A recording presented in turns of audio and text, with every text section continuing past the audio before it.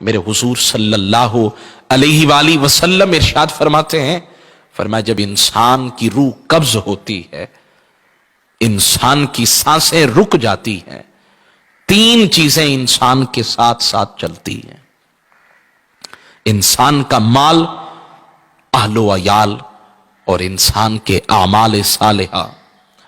محبوب کائنات فرماتے ہیں بندے کو غسل دیا جاتا ہے، کفن پہنایا جاتا ہے، نماز جنازہ ادا کی جاتی ہے، رو رو کر معافیاں مانگی جاتی ہیں، دعائیں کی جاتی ہیں، نم آنکھوں کے ساتھ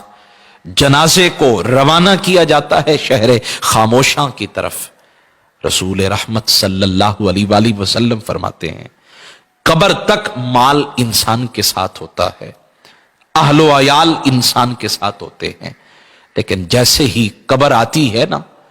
تو مال کہتا ہے کہ میری دوستی یہاں تک تھی۔ وہ مال جسے کمانے میں رات کا اندھیرا اور دن کا اجالا میرے لیے کوئی معنی نہیں رکھتا تھا، حلال اور حرام میرے لیے کوئی معنی نہیں رکھتے تھے، میرے لیے یہ بات کوئی معنی نہیں رکھتی تھی کہ یہ مال آیا کہاں سے۔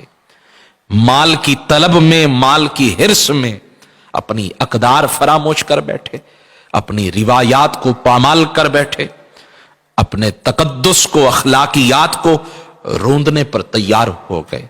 مال کی طلب میں اتنے آگے چلے گئے کہ لوٹنے کا کوئی راستہ باقی نہ رہا، توبہ کا وہ جذبہ باقی نہیں رہا، کساوت قلبی بڑھتی گئی، مال کی طلب بڑھتی گئی۔ وہ مال جسے رات دن کمایا تھا، جب قبر کا وقت آیا نا،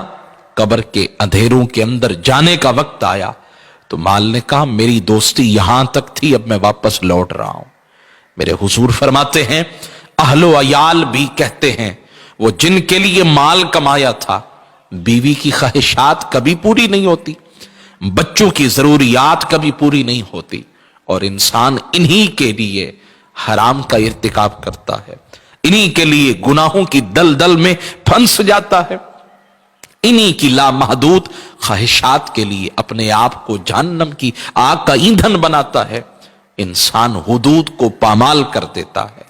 انسان اپنے بچوں کی ضروریات اور اپنے گھر کی ضروریات کے آگے انسان گر جاتا ہے،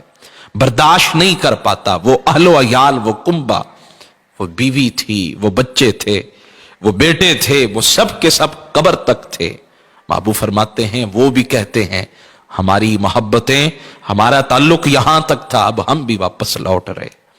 جب یہ دونوں چیزیں واپس چھوڑ کے آ رہی تھی نا تو اب اعمال صالحہ بولے تو نے اچھے اعمال بھی کیے تھے، سارے تجھے چھوڑ کر چلے گئے، اب ہم بھی چھوڑ کر چلے جائیں تو یاری تو نہ ہوئی نا، اب تو بھی قبر میں جائے گا تو ہم بھی قبر میں جائیں گے، اور وہاں تیرے لیے